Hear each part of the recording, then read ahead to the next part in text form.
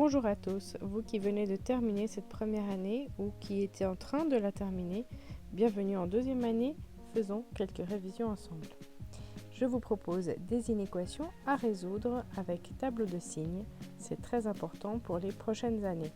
Arrêtez la vidéo avant de suivre la correction, c'est important d'essayer avant de suivre la correction. Premièrement, on va revoir la méthode. La méthode est à noter quelque part. Prenez un carnet, prenez une feuille, une marge, où vous voulez. Il vous faut premièrement avoir le égal ou inégalité à 0. Factoriser, faire un tableau de signes pour une ligne par facteur et enfin donner l'ensemble solution. Regroupons tous les termes du côté gauche puisqu'ici le x carré sera positif. Est-ce que vous trouvez une identité remarquable ? Quand on ne trouve pas d'identité remarquable, il y a la formule du discriminant. Delta égale b carré moins 4ac. On cherche ici donc ce delta et on trouve 48. 48, eh bien c'est positif. C'est donc que nous avons 2 zéros pour cette inéquation. Les 2 zéros, donc aussi avec une formule, moins b plus ou moins racine de delta sur 2a, nous donne deux possibilités. Ici, je ne vais pas les simplifier, simplement pour comprendre qu'on n'a pas besoin de le faire pour la suite de la résolution.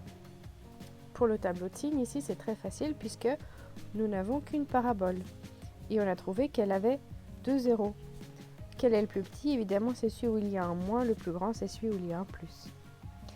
Ici, nous avons donc 2 zéros et cette parabole, on sait qu'elle est dans le sens convexe. Ces 2 zéros, ce sont les intersections avec l'axe horizontal. Entre deux, cette parabole est en dessous de l'axe, elle est donc négative entre deux. Et pour le reste, puisqu'on a placé 0 et moins, il n'y a plus que du positif aux extrémités. Ici, la question c'était plus petit ou égal à 0. Ce qui nous intéresse, c'est les 0 ou les moins. Donc dans notre ensemble solution, on a l'intervalle avec compris les 2 zéros que nous avons trouvés. Passons à un cas un petit peu plus compliqué où il y a une fraction. Ici, les deux premières étapes n'ont pas besoin d'être faites puisqu'on a déjà une inégalité avec 0 et on a déjà tout qui est factorisé. Donc on va faire simplement le tableau de signes avec une ligne par facteur. On appliquera la règle des signes, attention à un domaine de définition, et puis l'ensemble de solutions. Donc 3 facteurs, 3 lignes et une dernière ligne pour le bilan où on appliquera la règle des signes. Ici, on va étudier chacune de ces 3 lignes, ces 3 facteurs, pour voir quels sont les zéros. Alors, moins x, qu'est-ce que c'est ? C'est une droite décroissante qui a son 0 en 0. 2x moins 1, c'est une droite croissante. Et quand est-ce que ça coupe l'axe horizontal ? Eh bien, c'est en 1/2. Finalement, x moins 1, c'est une droite croissante qui coupe l'axe horizontal en 1. Pour certaines lignes, on peut faire un calcul. Pour d'autres, c'est plus évident. Ici, donc, on place ces zéros qu'on vient de trouver. Attention à bien les espacer, mais on peut prendre la place qu'on veut. On met donc les zéros. Attention, je vous disais, au domaine. Et ensuite, on regardera les signes. Quand c'est en dessous de l'axe, c'est négatif. Donc, tout là où j'ai mis de la couleur, c'est que c'est négatif. Donc, on pourra mettre des moins partout. Et là où on n'a pas de zéro ou de couleur, eh bien, ça sera tout simplement le dernier signe, c'est-à-dire positif. Attention au domaine, on n'a pas droit de diviser par 0. Donc deux valeurs sont à enlever, le 1/2 et le 1. Et donc ici, on va les enlever à la dernière ligne. Le 0 ne posera pas de problème. Donc on remplit avec tous les signes qui restent. Et on n'aura plus qu'à appliquer la règle des signes. 2 moins donne un plus. Un nombre impair de moins garde un signe négatif. Et on cherche ici uniquement du négatif. L'ensemble solution a donc 2 intervalles et on met un U pour union. Une dernière inéquation. Ici, pas de fraction.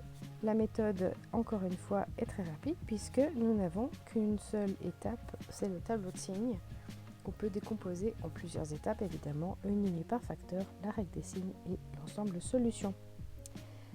On a donc 2 facteurs, ici une droite et une parabole que nous allons étudier pour après avoir le bilan des signes correspondant à ce qu'on appellera f.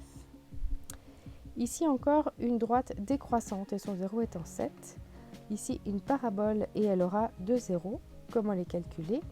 On met égal 0 et on cherche. Ici, une identité remarquable nous fait trouver qu'on a donc deux possibilités. Donc ici, 1/5 et moins 1/5. On les place dans l'ordre croissant et on peut placer directement nos zéros à chaque ligne respectivement. On trace nos colonnes. Quand est-ce que c'est négatif?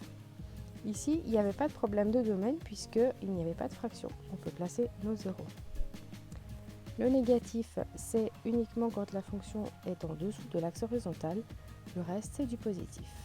On place tous les plus, tous les moins, tous les zéros avec des signes. Et enfin, on place la solution. Ici, on cherche uniquement ce qui est positif. Positif strict. L'infini ou moins l'infini, ce n'est jamais compris. L'intervalle est ouvert et ici, on n'a pas de valeur. J'espère que cette petite révision vous aura plu. Si vous avez besoin d'autres exercices, n'hésitez pas, il y en a d'autres sur la chaîne. Je vous souhaite un bel été, de bonnes révisions et amusez-vous avec les maths.